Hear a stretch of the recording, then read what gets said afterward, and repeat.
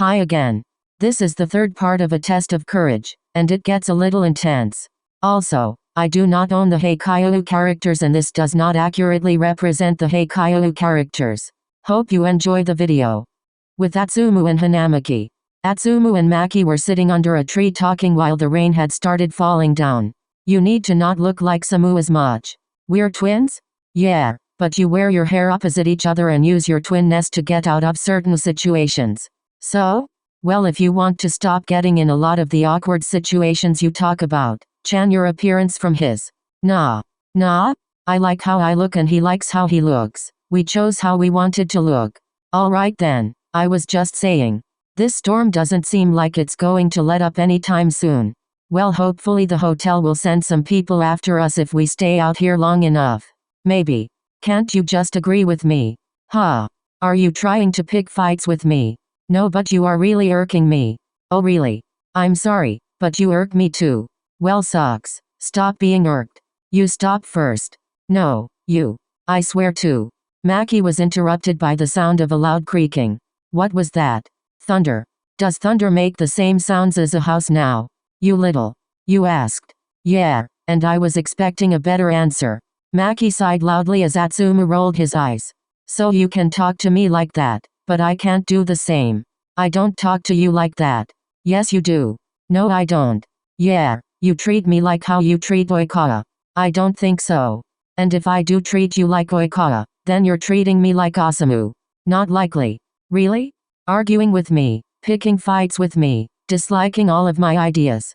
Sounds like how you and Samu talk. Yeah, but we do it sarcastically. Oh, but you mean it with me. That's not what I was. Anyways, we should probably think about heading back to the hotel. Especially since you don't think people will be coming to get us. I will leave you here to die if you keep up with that attitude. I was just stating. ... Have you ever kissed Suna before?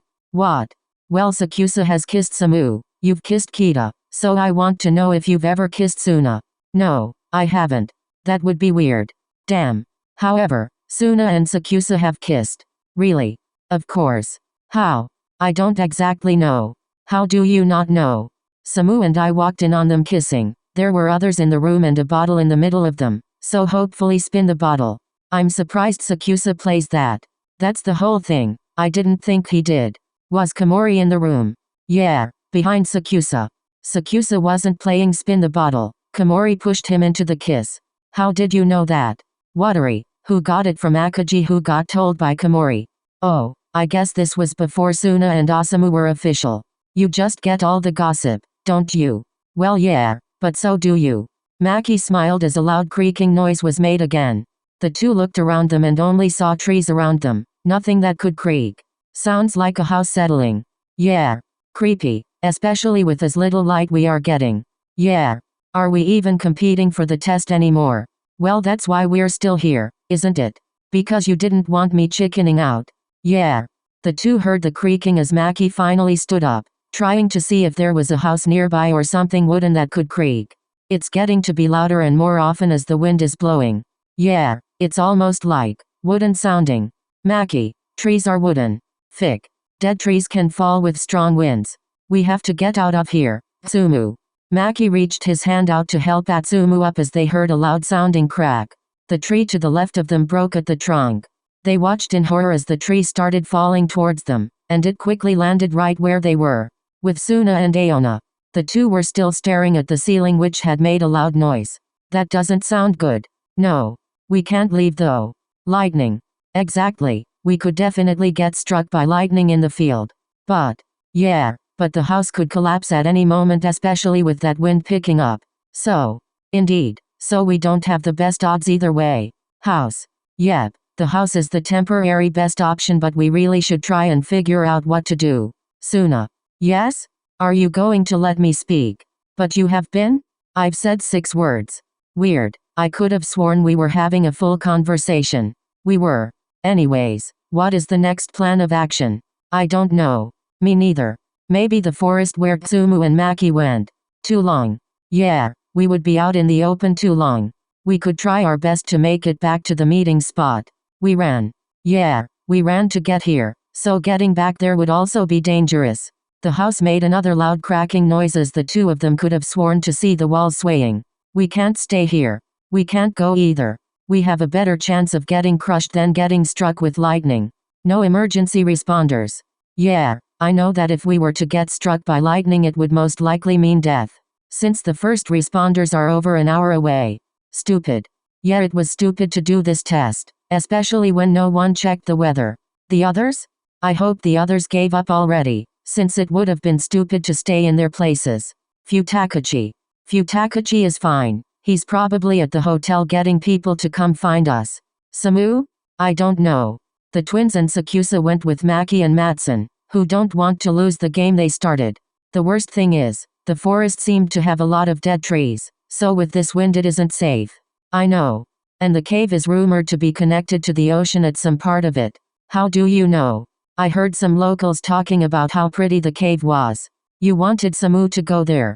I wanted Samu to have a good time, which is why I told him I didn't care where we went. I see. But with these winds, and the ocean, this will create some dangerous waves. Futakuchi. Aona. Suna looked at Aona and shook his head. Futakuchi is the smartest person in this situation. Since he went with no one else, he will do what he thinks is right. What do you think that is? Getting to safety. Exactly. Or, coming to us. Coming and getting all of us in fear we won't give up on the challenge. Exactly. Well, that's not good. The house creaked a little as the two heard what sounded like the wooden board snapping. We have to get out of here. Outside? We could sit outside the house, but in the end we could still be crushed. Just run? Yeah, that's our best option. Okay. The two decided to get up and get ready to run for their lives, at least to their meeting spot with the others. This really is a test of courage, isn't it? Unfortunately. Okay, let's head out.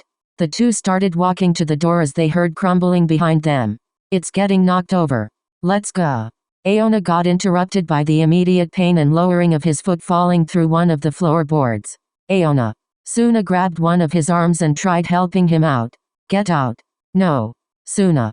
Aona looked up at Suna as he noticed the ceiling falling towards them. Suna looked up too late as he tried to brace himself. With Sakuatsu, Atsumu, and Matsuhana. Atsumu and Matsun whipped their heads around to Sakuatsu as Sakuatsu looked at his hand and shook it around. Oh no? Oh, I just had a bug on me. Of course. There isn't actually anything dangerous in this cave. We're safe.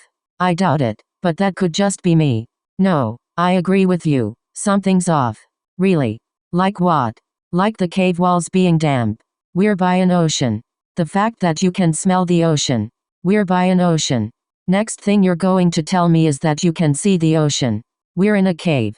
Don't be dumb. Oh, so that's the dumb part. How would you see the ocean? Right? You two are weird. Thanks. Appreciate it. I mean seriously. You can go from not talking to agreeing with each other on everything. Yeah. Almost like, we've known each other for years. I see him every weekend. And whenever Atsumu and I have games. Yeah, he comes to me for his and Atsumu's lunch every time. Huh? You guys actually hang out together? Yeah. Atsumu and Suna have busy social lives. Mostly Atsumu dragging Suna places. I'd rather stay at home. Me too. Plus I get free food. Yeah, and I get a free taste tester. I just don't understand you guys. Atsumu and Sakuatsu shrugged as they continued further into the cave. Sakuatsu was leading the group, casually walking on the right, followed by Matsun who was walking right in the middle of the cave, with Atsumu dragging behind, more leaning on the left. I just don't get it. Don't you feel awkward not talking to each other? No.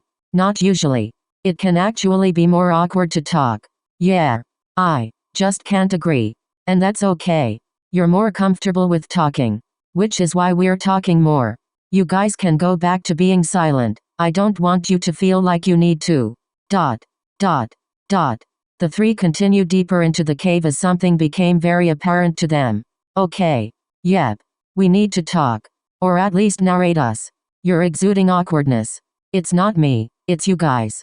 Also, has the sound of the ocean become louder to you guys? Yes. We're by an ocean. I mean, yeah. But the sound of the waves hitting us has grown. I guess, but it could just be the thin walls. Or larger waves hitting the cave. Atsumu and Sakuatsu nodded as they continued further into the cave. It's getting damper. Even the ground is wet. Something isn't right. Yeah. Exclamation mark. Question mark. When my foot gets stuck in sand that shouldn't be this wet, I tend to agree. This cave leads to the ocean. And because it leads to the ocean, the large waves are coming in here. We're in danger. Big time. We have to get out of here. The group turned around as they started backtracking. Matsuhana was leading them this time. He was still walking in the middle. Hurry up. We can't get stuck in a wave with this storm raging. As Sakuatsu said this, they all jumped at a loud banging that hit the cave walls. The waves are getting bigger. The three looked down at their feet that had been drenched up to the ankle by the last wave. Dot. Dot. You have to breather. Matsuhana commanded them as they inhaled.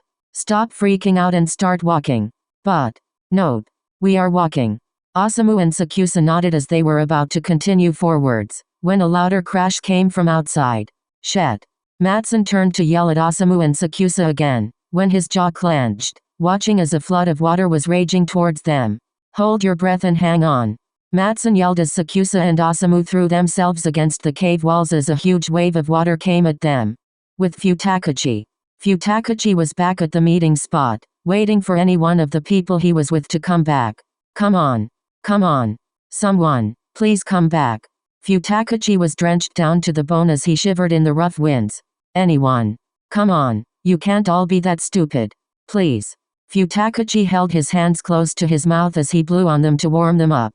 Aona and Suna should be in that house, and technically that should be safe. However, it's swaying in the wind and that horrifies me. Atsumu and Maki are in the woods, and technically they should be safe from the rain. The trees don't seem sturdy. Atsumu, Sakuatsu, and Matsuhana are in the cave. They should be warm and dry, so they should be fine. But I did see some water disappear somewhere into that hill I was on. Are they okay? Futakuchi looked over at the plains and frowned, then over to the forest as he furrowed his eyebrows, and finally at the cave as he sighed. Just come out of your places. I already lost. Aona and Suna won. You can come back. Futakuchi yelled loudly to his friends. I lost. He waited a few more minutes, hoping that they would have heard his yells. He took out his phone as he dialed up Aona. He waited as the phone rang. And rang. And rang. I know you have bars. Don't ignore me. If you ignore me, I'll think the worst. Futakuchi hung up when his phone started to go to voicemail as he tried calling Atsumu. He waited. And waited. And waited. Not you two. Please don't be hurt. I can't even try the guys in the cave. There is no way they could get calls. Futakuchi looked around again, and as he turned towards the plains, he witnessed the house collapsing. Oh my god. Aona. Suna. Futakuchi was about to run towards the plains as he heard a couple large crashes from the forest. His eyes widened. Atsumu and Maki. Atsumu. Hanamaki.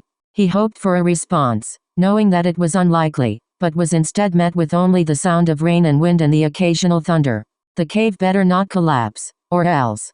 He pointed his finger at the cave as he noticed a small wave of water escaped the entrance. Barely. Thick. He ran to the entrance to the cave and shone his light inside. He couldn't see anyone. Atsumu. Sakuatsu. Matsuhana. He waited, but all he could hear was the sloshing of water at the other end of the cave. He quickly took his phone as he dialed up the number for emergency response team. Hello. Futakuchi immediately cut them off. We're on blank beach. My friends and I did a test of courage. And the house collapsed where I think some of my friends were. And I heard trees falling in another place my friends were in. And I think my friends just got flooded in the cave in front of me. I called out to them. I called them. And I'm not getting any response. Okay, calm down. I can't. Take a breath. I am sending people out there. But with this weather it could be hours by the time they get there. Send them faster. My friends could be dead. They'll come as fast as possible. You need to get somewhere safe. I need to go find and help them. No. No. Sir, this is not what you should do. You have to be there when the first responders get there. I need to go help them. They're alone. Don't. Futakuchi hung up the phone as he tried to decide who to go help first. Hope you enjoyed the video. The next video will be the second part of their toddlers. Exciting news. I have a TikTok. I do fun little videos drawing the Haikyuu ships, so if you'd like to see those, the link is in the description below. I have a Discord server. You can join with the link in the description below. Also, I have an Instagram. If you'd like to follow, there is a link in the description below. I usually just post random pictures I draw or pictures from my videos. If you'd like to support me, and maybe buy me a coffee to keep me awake for my late night editing sessions, there is a link in the description below. Thank you so much for watching and thank you for your support.